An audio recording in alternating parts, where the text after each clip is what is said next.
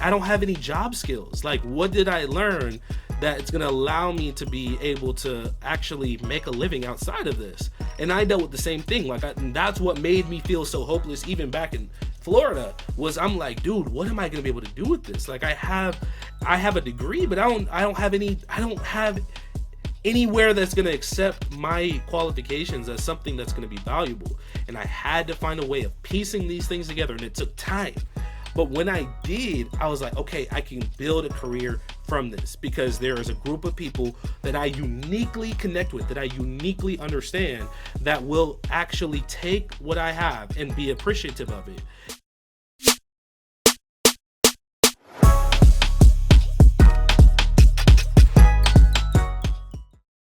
Da, da, da, da. Da, da, da, da. Welcome back, listeners. You're tuning in to another episode of Level Up with Larry and Leo, where we're transforming challenges into opportunities and dreams into realities. I'm Leo, and today we have a very special guest for this episode lined up for you. I'm thrilled to introduce our co-host, Larry, who's going to share his incredible story, his incredible journey of being a full-time minister to building a successful marketing agency. Larry, it's great to have you on the show, my man. My partner in Hey, crime. How's it going? yes, sir. I'm good, man. How are you? Doing wonderful, doing wonderful. Let's dive right in, Larry. Can you walk us through your journey from being in full-time ministry to starting your own marketing agency? Ooh, do we have 10 hours? If we don't, We can stream it out. I'll give you the paraphrase version. So, long story short, I grew up in a pretty non-religious home, pretty traditional home, not one that was very religious nor very entrepreneurial, which makes my journey here that much more remarkable. But I end up joining a church when I first start college. I really dive into God and my relationship with God. Eventually, I become a minister in that church while in school, end up getting married, having a child. While I thought of ministry more as something that was going to be more like a part-time thing, something that I do in the evening, had desires to becoming a teacher, right? But eventually, my pastor, who I was very close to and had a close relationship with, he was very influential in having me come on board. It was a growing church at the time, and he thought it would be a great opportunity with my family growing and everything like that to dive in and to join the staff to just an incredible salaried position with all of the great Full-time benefits. staff. So I ended up doing that. There were a lot of highs and a lot of lows in that experience for the first 4 years. End up after a lot of stuff that we could probably get into, if not this episode, definitely in future episodes. End up moving to California for 2 years, and it was there that I went and decided to start my own marketing agency, more as just a way of supplementing income.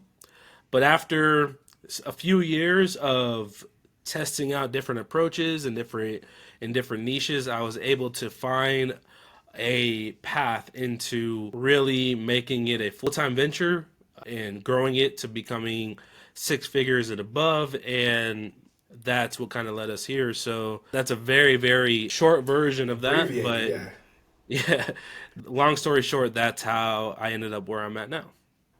It sounds like quite the journey. It's amazing how life's twists and turns can lead us down a path that we weren't even expecting to be on. Can you tell us about a pivotal moment or experience that shaped your decision to start agency? Because going from ministry, evangelizing to online, that seems like a big switch.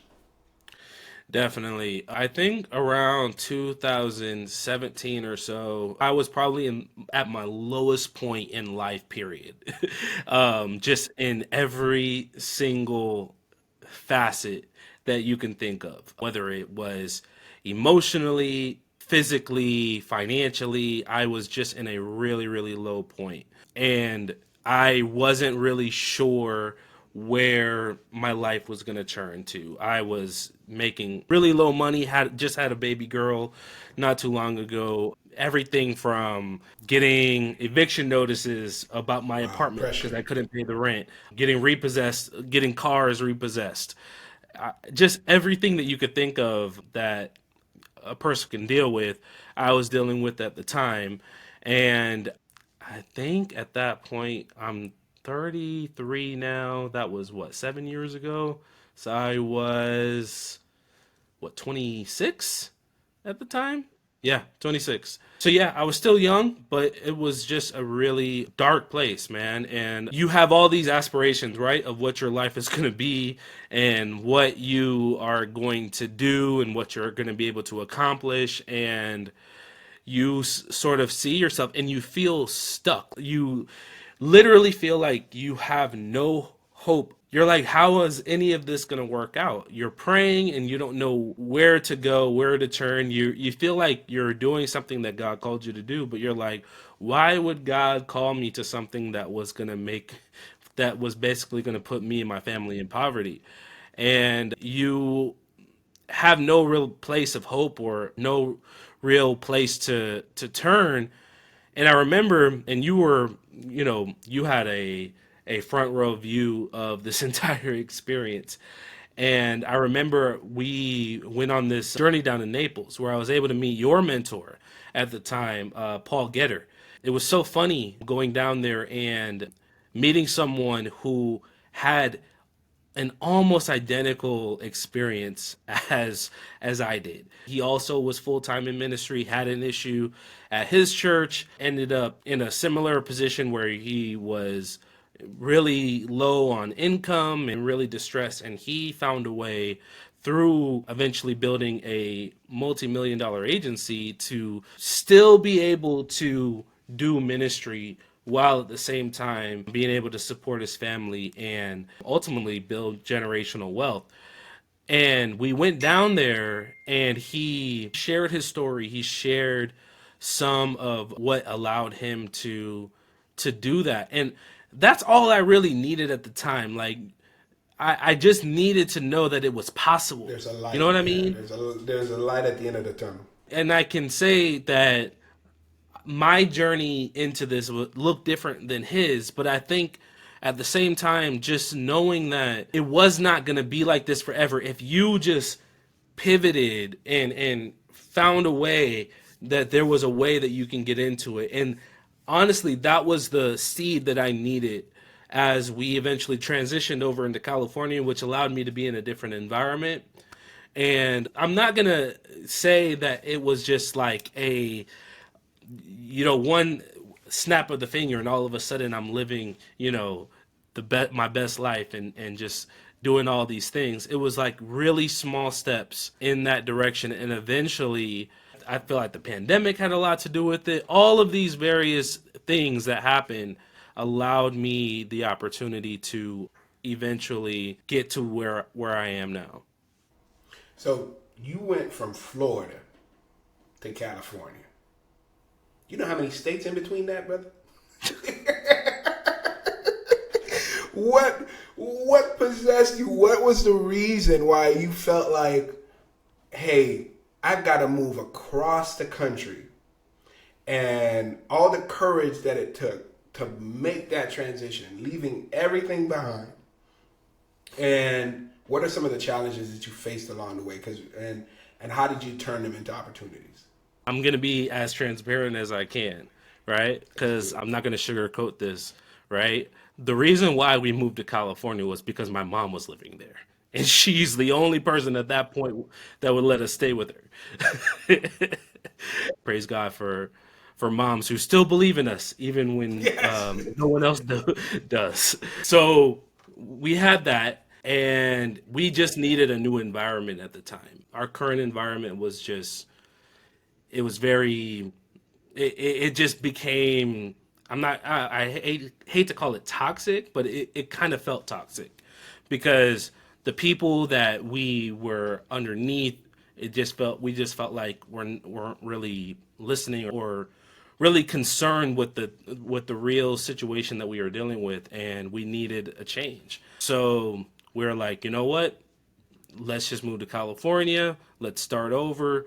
Let's see if we can build something out there. And to be honest, it was a great experience. The church we end up joining really became a stable environment for us, which is really what we needed. We were able to build lifelong friends, and it was there that we were really able to put the foundation in place to build the business that we currently operate today.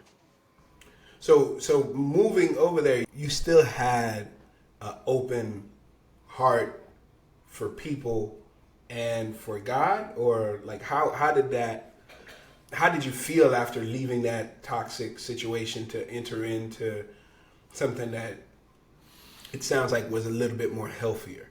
It was honestly kind of it's hard to really fully articulate even to this day, because the pastor that I started my ministry under, he was a huge influence over me. And once he ended up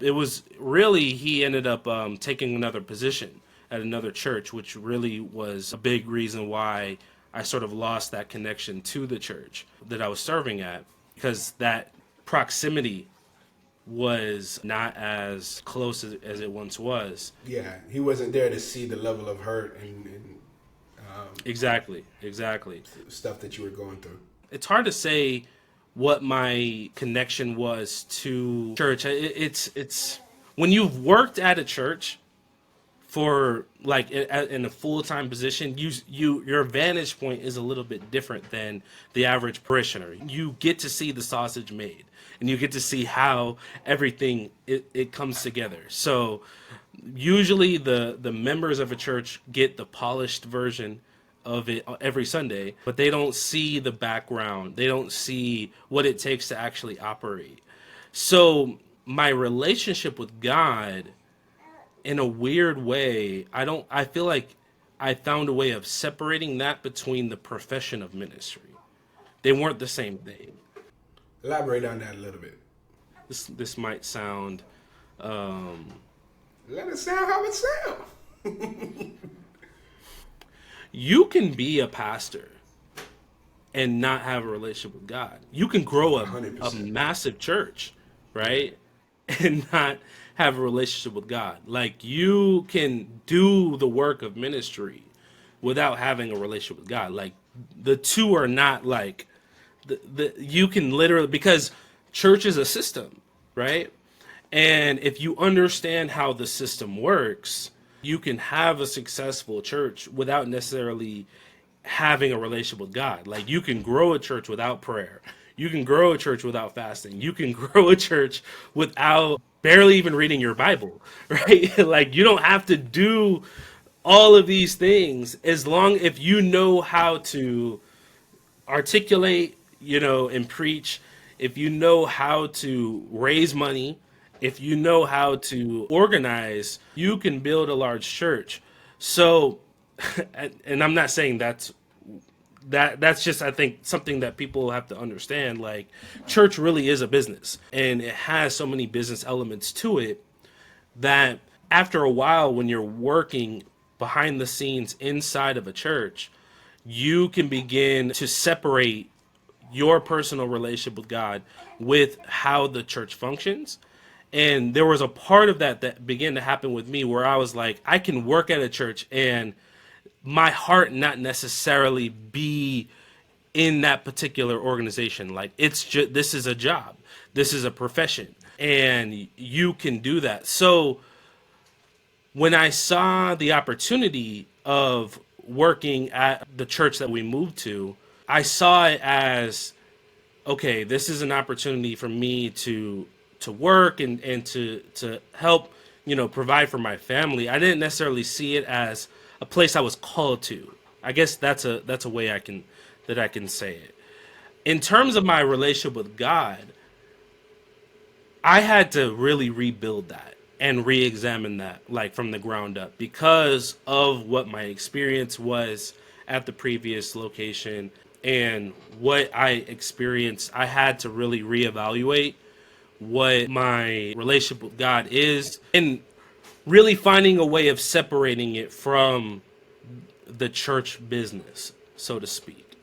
I don't even know if I answered your question, but No, you did, you did. But the new environment that you were in, was it a conducive to fostering that rebuilding of, or did it even allow you space to rebuild your personal relationship and faith again? yeah, yeah, I would say it did. I was able to build new relationships with individuals there that really helped. I was able to kind of separate myself from the previous environment. The pace began to be a lot more, I would say, a lot more stable. Really, a pace that allowed me to kind of think, because that was something that was really big with the where I worked at before. Like the pace was so rapid, where you're not even able to really think, and you're not really able to process everything that's going on. It was a unhealthy pace. It was one that was all about what you gave, not really what you received. So it kind of made it really difficult to process everything that was going on. And I feel like that time that I spent in California really allowed me a time to process. All right. So you're in Cali. You're in ministry as a job while you reconnect with God and reestablish your faith. So how did you turn so that adversity into an opportunity? Can you share with us how did that come into? All right, we know that you met with someone who had a multi-million-dollar marketing firm. So how did you say, okay, I'm going to pivot, or I'm going to do this marketing thing along with my 9 to 5 agency? And then how did you find your place, your niche in that marketing agency vertical? Sure. So I officially launched my business May 2019. So it was May 2019 that I officially launched my business. I remember like it was yesterday, LegalZoom.com just started it, right? Went, got the paperwork. I had an official LLC with the state of California where I began this agency. And that was a big deal for me because that felt official. Like that was, this is not me. I had no clients before that. I had no portfolio. Literally, that was, I just went and started my LLC as a way of telling myself this is a real thing that I'm doing, right? That was a real step. Now it's okay, let me figure out how to build a business, right? So that was a little bit challenging. What I began to do was I began to go to like these networking events in the morning. So like I think they were called Le Tip. I don't even know if they still do those. I'm pretty sure they do. But it's basically where people from different industries would meet like once a week and they would basically get each other leads for a particular business. So I began to go and find these different groups and just said, "Hey, I got my business. I had a logo, right? I had business cards, and I'm just networking, trying to see if I can get any business." In one of those meetings, I end up coming in contact with an individual who also had a marketing agency. So obviously I couldn't join that group, but he was like, "Hey, let's meet. I think I can help you." He literally said he felt like God told him to reach out to him. Wow.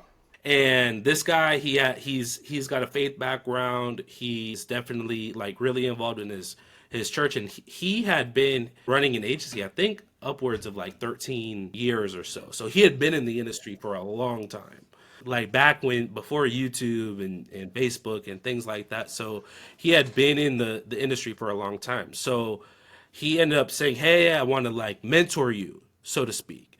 And I was like, "Wow, like that's crazy." So he ended up giving me access to a community that he was a part of marketers. He ended up giving me access to training on how to fulfill many different All this marketing was for things. free? Pretty much. I guess what his thing was was if I go and get new business, we would like split the revenue from that particular piece of business. So like, let's say let we run a marketing campaign for a lawyer, right? We'll submit the thing for the lawyer, and then we would split the revenue from it. So it was more like a partnership opportunity. It wasn't anything like official or signed, but he kind of saw it as an opportunity to, if I help this guy and he gets new business, we can, it's another revenue stream for me. So that was sort of the idea. And it actually really worked. We end up getting like, for instance, we end up doing a campaign for a realtor down in San Francisco, off of a Craigslist ad of all things, right? That we end up, I mean, it wasn't the best. We got her a lot of leads, but she still complained about them. Um, that's another story. But Yeah, it was an opportunity to it's not kind the of leads, it's a follow up.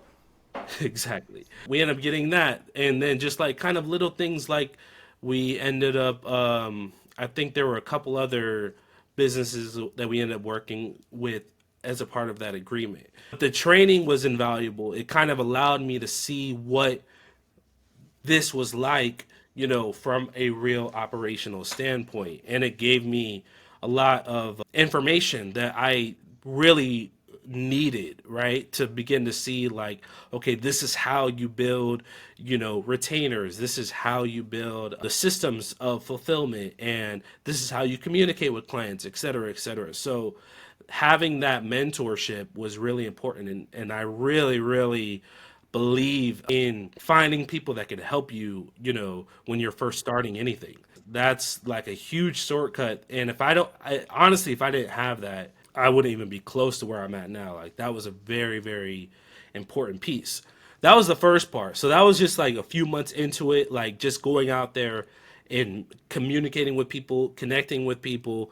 And that was how I was able to start. So it wasn't anything sustainable. Like, obviously, I'm still working my job. Like, I'm doing this before work, after work. That's sort of how that went.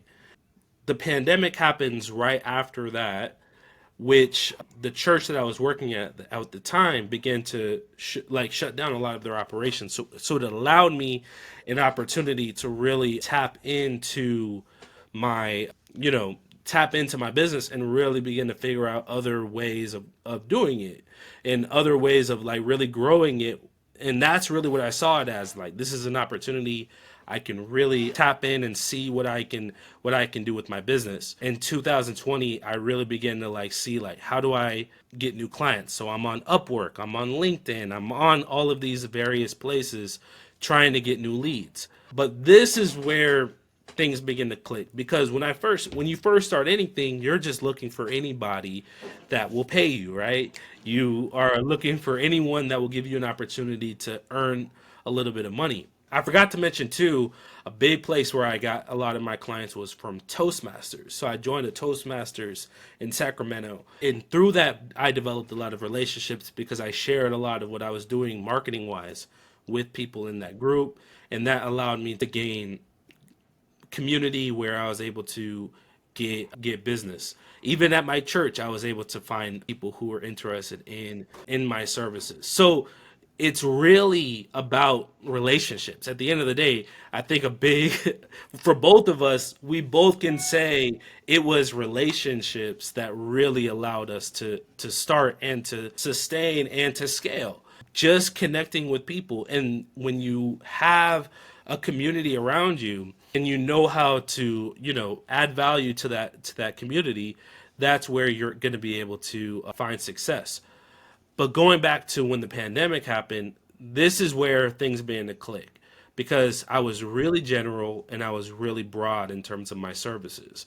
But when I said I'm going to focus on churches, because again, church was really impacted by COVID, right? COVID really impacted churches where people were not able to come in person. Pastors are trying to figure out how to reach their people online, how to communicate with their people online. And I have a background in church. I've been working in churches, so I really understand the space. And I'm really able to work and connect with those people who are in that space. So I said, you know what? Let me focus my attention on churches. Let me see how I can reach out to pastors and let them know what I can offer them to help them during this time. And when I began to do that, and I channeled my messaging on all the different platforms that I was at, whether it was Upwork, whether it was LinkedIn, and even Indeed, one big thing that a lot of people don't understand, especially like if you're doing something in the digital space, Indeed, one, it's free. Yeah. Two, one thing that I learned, this is something really big when I was really trying to find business. When you're like advertising on Facebook and a lot of these other platforms, there's not like a lot of people who are on those platforms, they're not They're necessarily not coming for looking. that. Yeah. They're not looking for that on that particular platform. Like they might say, they might be interested after they see your ad, but that's still kind of a cold lead because that's not what they were on there looking for. But if you go on Upwork, they're looking for a particular service that you're offering. Yeah. So I have a huge thing on Upwork and I'm constantly applying for different contracts. And especially the fact that I really specified my offer to churches, a lot of people from that particular industry were looking for my services. So it was a win-win. And when they see that's what I specialize in, they're going to choose me over somebody That's a who generalist. is more of a generalist. But then even Indeed, a lot of times people think that's just people looking for, careers. A lot of times people are looking to contract on Indeed. And these contracts could be massive. You're talking $2,000 a month, $1,500 a month. You didn't even have to pay for that lead. If you apply for those contracts, a lot of times, and you can communicate the same way you would communicate like on Upwork or another platform similar, you can get massive contracts that will allow you to be sustainable. So when I kind of put all of that together, I was really able to scale my business to a really healthy six-figure rate in a pretty quick amount of time. So that's a lot right there. Okay. So that jewel of getting the game for free, going to Indeed, take that, put it in your pocket. I'm telling you, you can make some really good money by finding some contract positions, some virtual positions on Indeed. So that's phenomenal that you gave that jewel. And again, meetups, Toastmasters, all those things are places where you meet people with similar mindsets that want to grow, that want to develop, and they have an abundance mindset, which is why that initial mentor that you met there, yes, you couldn't be part of the group because they want one person from each industry, but he didn't see you as a competitor or enemy. He was like, oh, this kid, he's trying to start up. I've been in it for a long time. I could give him some game, and I could get compensated for that. Right. So that's a win-win. He learns, he develops.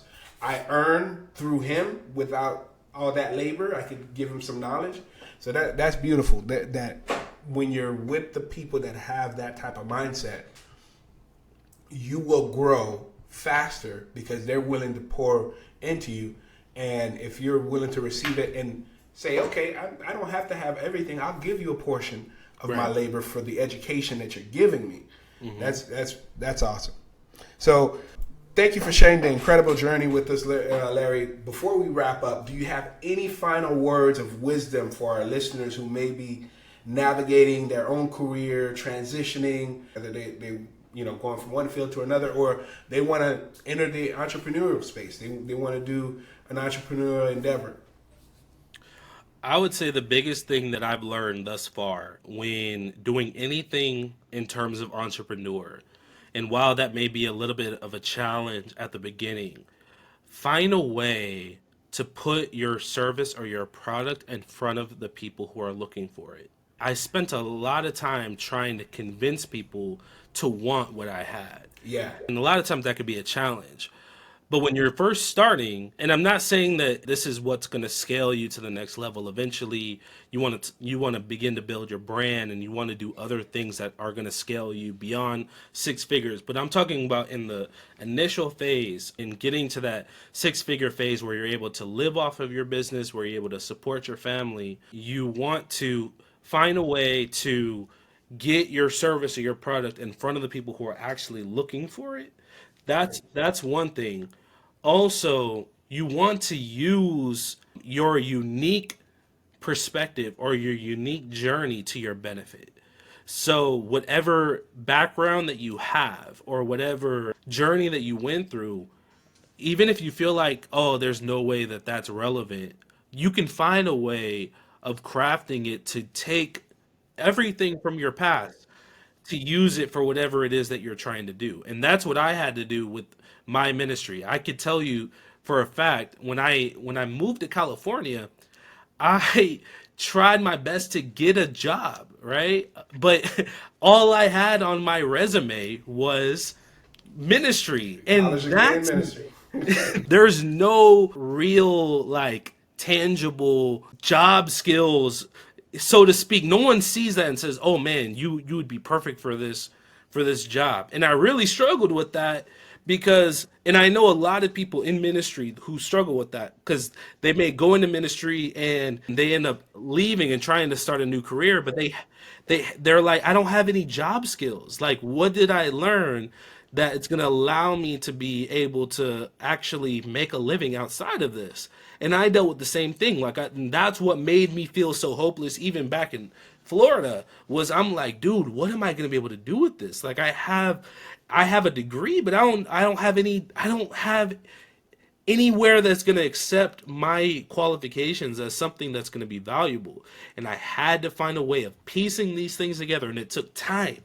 But when I did, I was like, okay, I can build a career from this because there is a group of people that I uniquely connect with, that I uniquely understand, that will actually take what I have and be appreciative of it. And now I'm able to share my story with more people and show them that even if they feel hopeless, like even if they feel like there is no hope, God can open up doors where it doesn't seem like there's any doors to be open. And over the past 3 or 4 years that I've been able to serve well over 100 churches, I've built so many great relationships with these people. I've received so many referrals in multiple different industries. So while I've kind of focused on churches, I do work outside of the church as well, right? Because pastors will refer people in their congregation to work with me.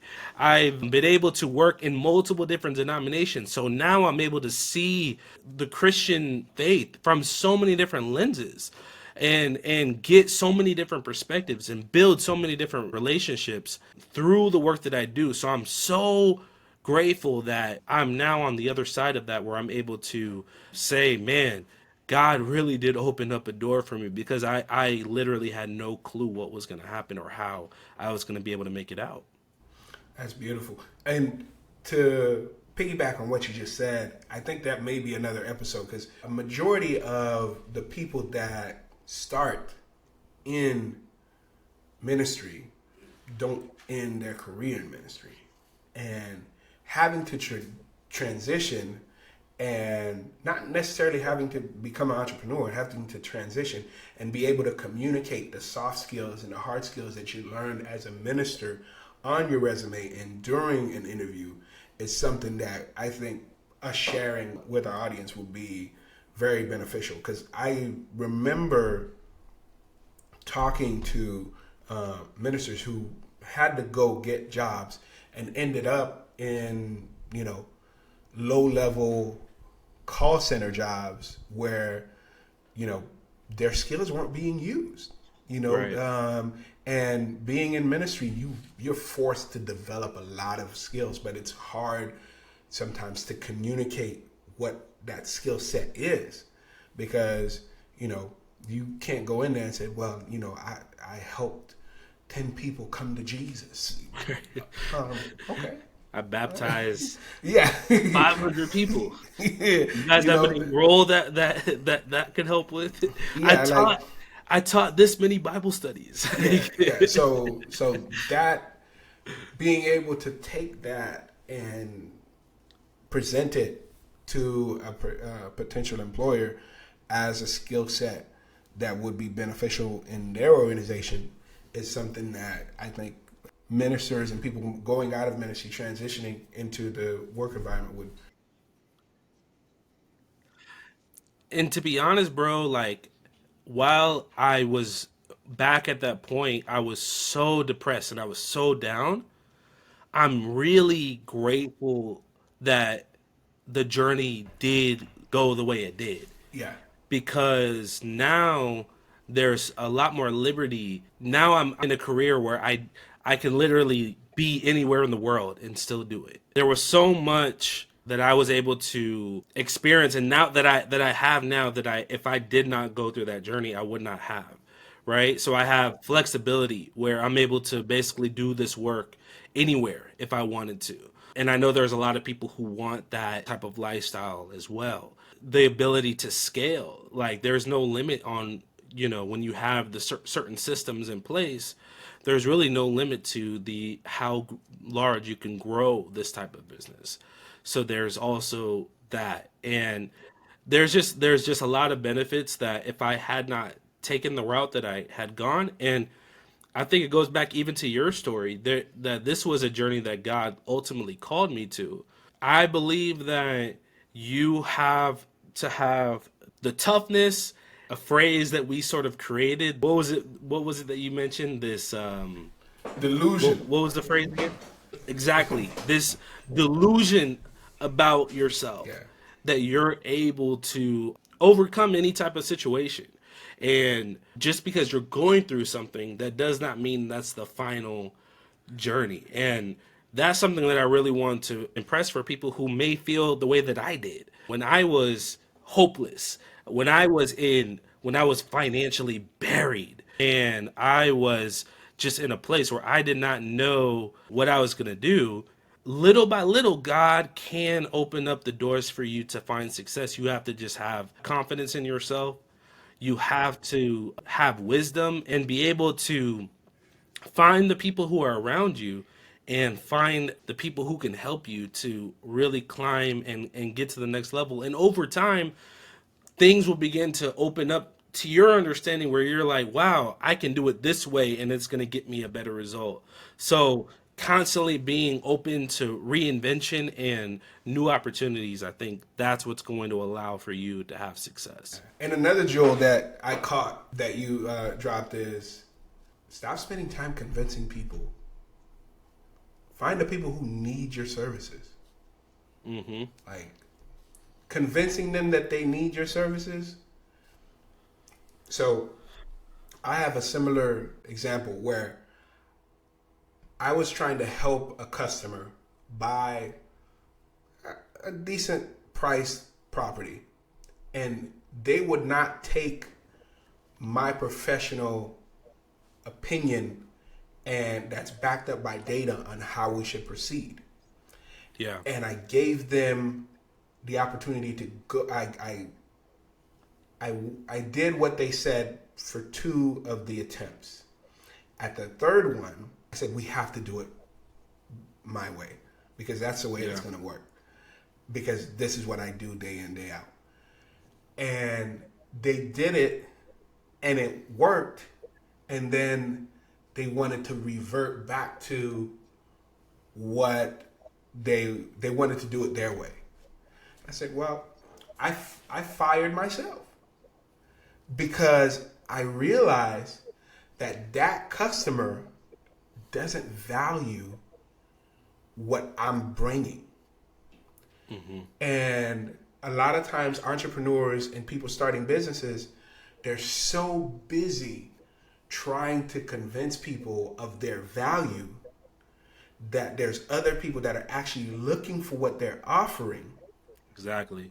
that they're missing because they're over here talking to a wall. No, you need this. I can do it. No. Go find your people. Go find your tribe.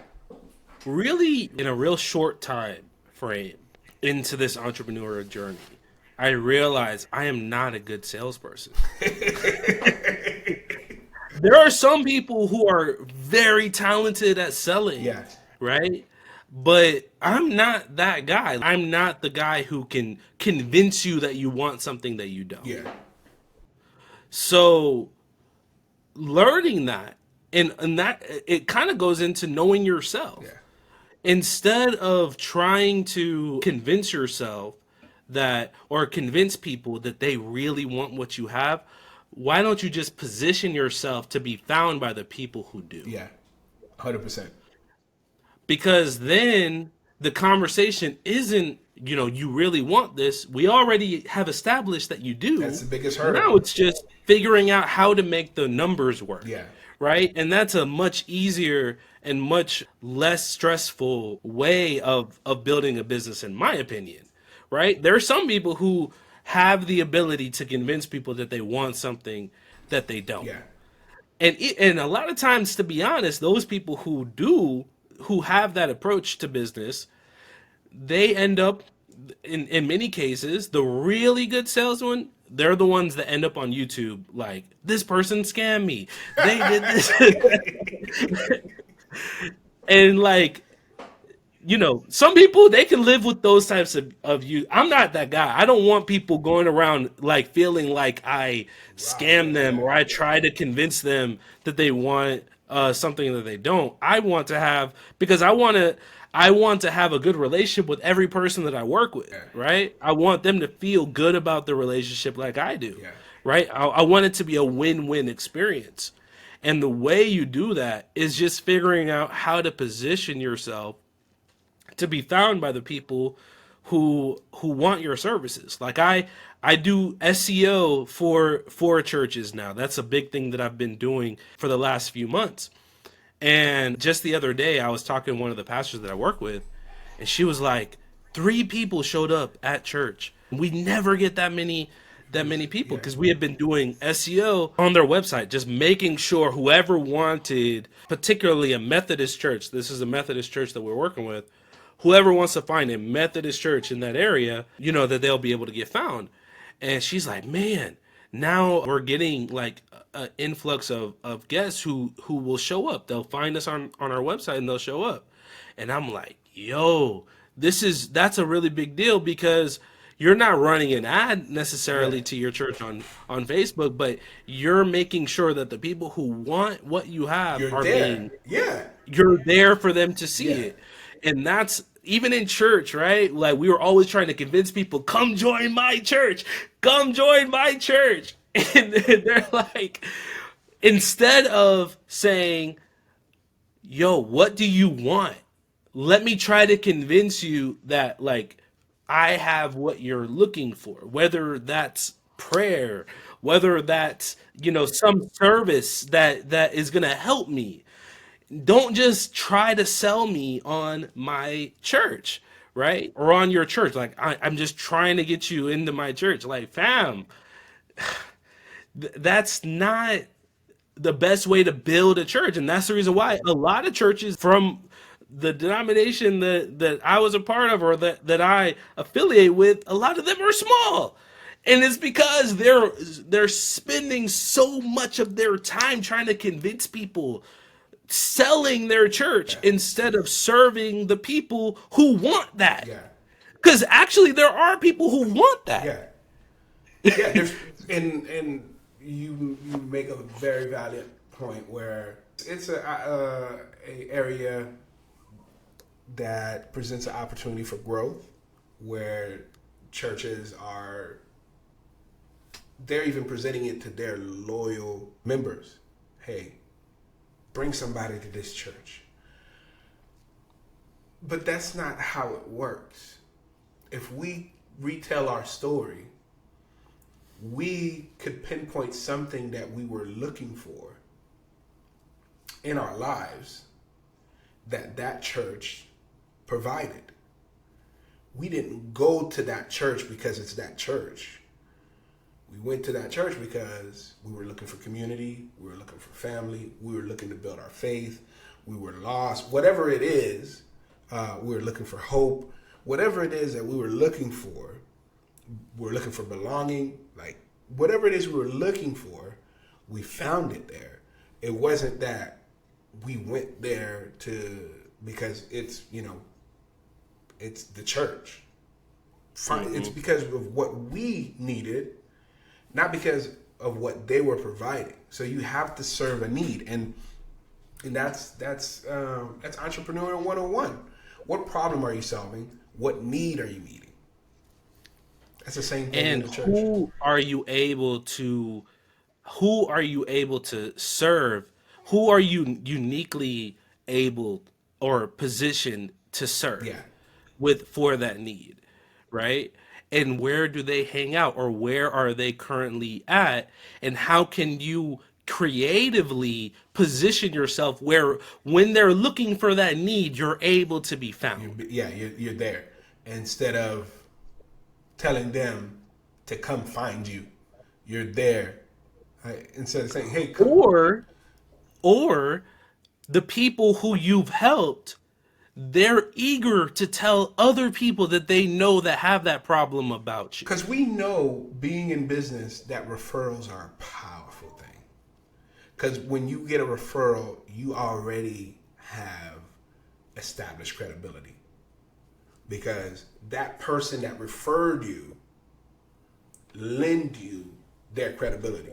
Hey, use Larry for your marketing. He'll do a great job for you. So now he doesn't have to, or she doesn't have to say, man, am I wasting my money? Because this person already vouched for you. Same thing in real estate. Is he really going to represent me? Is he really going to put me above his next payday? So Because people ask their friend whenever they're looking to make like major purchases or anything, yeah, they want to ask people that they trust to tell them to point them to a person that's going to be able to help them. yeah, And that's a huge part of it. So it's credibility, but it's like a lot of times it's very lazy to just focus so much on the sell yeah, that you're not really building the credibility. Like I know of a church here where we live now. We're in the Atlanta area that launched a couple years ago. They're overflowing with people, and they provide such good service to the people that people are literally influencers, and people are creating TikToks and creating videos unsolicited yeah. about how great of an experience that they had, and they're posting them online, and it's getting views where you go into those comments, you're like, hey, where's that church located? And the pastor is not telling them to do Yeah. this is something that they're doing because they had such a great experience that they want to share that with Their other spirit. people. Yeah. And that's the thing that we want. Like that, that's way more powerful than running a huge ad campaign to a webinar where you're there trying to sell them something. So what we're telling you is not like gonna make us rich, right? Like what we're telling you is like really find a way, and it's gonna look different for everyone, and it's gonna require some creativity because it may look different depending on your budget, but depending on whatever it is, your unique circumstance, your unique community, your unique skill sets, your unique tools, all of those things can create an opportunity where you can be found by the people who want what you have. And that's how, if you build a business that way, you're building one that's going to be sustainable, that you can eventually scale and really get. And I think we can both attest to doing it that way and valuing relationships over revenue, Yeah. like really wanting to build healthy, holy relationships that are mutually beneficial, where the people who work with you actually had a good experience with you, not you just sold them something and then afterwards they're like, man, you didn't give me what what What you promised. what you promised. And it's not to say that we're 100% perfect. Like I've had experiences too where the project didn't go the way that either of us went, but I can tell you that the people that I've worked with, they're not going to say that they couldn't find me after a while or anything like that. Like I made sure I did everything in my power I could to help each person that I worked with. Yeah. And I think when you do it that way, it's the harder way, but I think long term it's a lot more sustainable. And on that note, if you find any value from our conversations here, please subscribe, click the notification button, share it with your friends. Like, hey, it's a quick listen. It's a quick listen. You're driving to work, you're driving home. It's a quick listen, and you're trying to find the way to have the faith to take the leap, or have the faith to start your side hustle that will eventually be your entrepreneurial journey, or you just want to go from assistant manager to manager. You want to go from employee to assistant manager. You want to move up from middle management to C-level. Whatever it is that you aspire to do, we'll take the journey with you, and take this journey with us, and I think we'll add a lot of value. So I think that's all for this episode. Larry, what do you think? I think we accomplished a good amount. Yeah, our first 2 episodes. I enjoyed this episode. I enjoyed hearing your inspiring story. So again, don't forget to subscribe to this podcast wherever you listen to your podcast. Subscribe, share, like. I mean, we're just getting started. We're gonna continue to drop jewels for free. We had a lot of ideas for how our first 2 episodes were gonna go. Like, we were just bouncing off ideas. Like, how are we gonna frame this? And we said, you know what?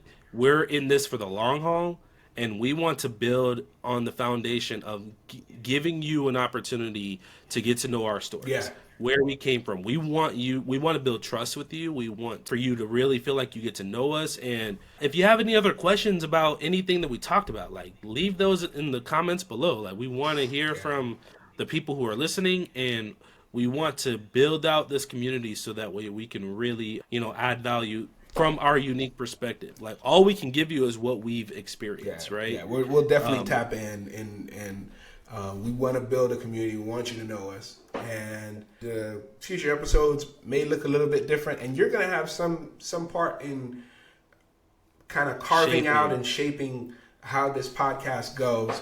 But we definitely want to drop some jewels, and if you have a 6-figure business and you want to make it a multi-6-figure business, we've helped some of our business partners and people that we've worked with, make great leaps in their income from, I could speak for one conversation that I had with an individual that I'm a business advisor for. One conversation, in 1 year from that conversation, I mean, we had multiple after that, we developed an idea that generated over $1 million in revenue in the first year, because this person is skilled at executing. But as far as developing the idea, wrapping it around, wherever you're at, we want to help you. So check in with us, and let's grow together. Amen, man. All right. Amen. So thanks again for tuning in, everybody. Remember, no matter what challenges you face, there's always an opportunity to level up and turn your dreams into reality. Until next time, hit the like button. We'll see you. Peace. Peace.